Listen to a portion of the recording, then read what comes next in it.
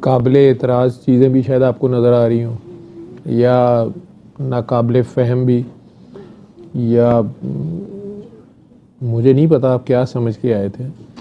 میں نے کبھی اعلان نہیں کیا یہ کوئی مذہبی محفل ہے، بالکل صحیح، یا میں کوئی دینی خدمت کر رہا ہوں. جی ایک ڈاکٹر ہوں اور ایک پیغام شفا ہے جی بالکل وہ بانٹ رہا ہوں. صحیح ہے. اس میں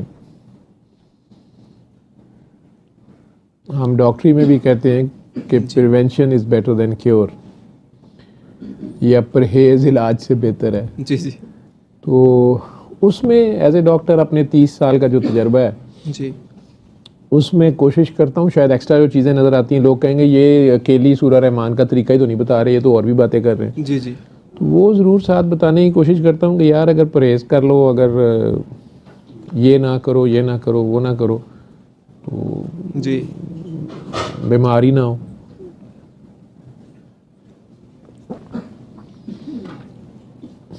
لیکن پھر یہ جو کئی نظر آتے ہیں آپ کو یہاں پہ جنہیں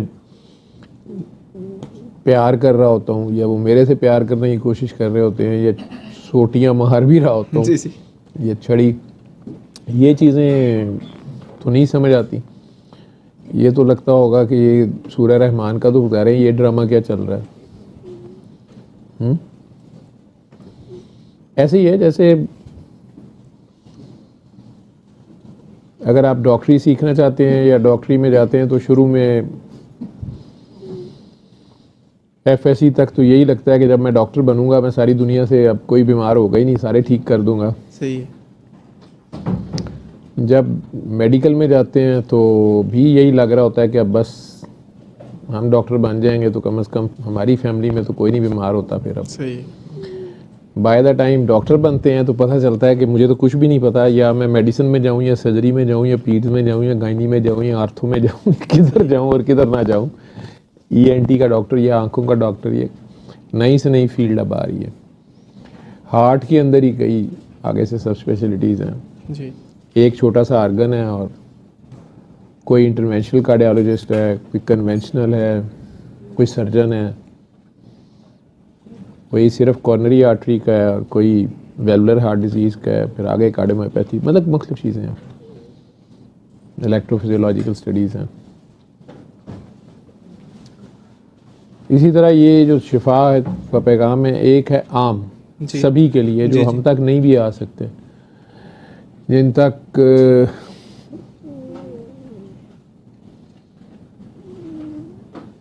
میجورٹی کو آنے کی ضرورت ہی نہیں، بات ہے ہی نہیں، وہ گھر بیٹھے ہی دیکھ لیں، گھر بیٹھے ہی طریقہ سمجھ لیں اور پھر کر لیں. صحیح ہے. تو آپ لیں انہیں شفا ہو جائے گی. صحیح ہے. لیکن اگر وہ تھوڑے سے ہیں جو انہیں اسپیشلسٹ کی ضرورت ہوتی ہے،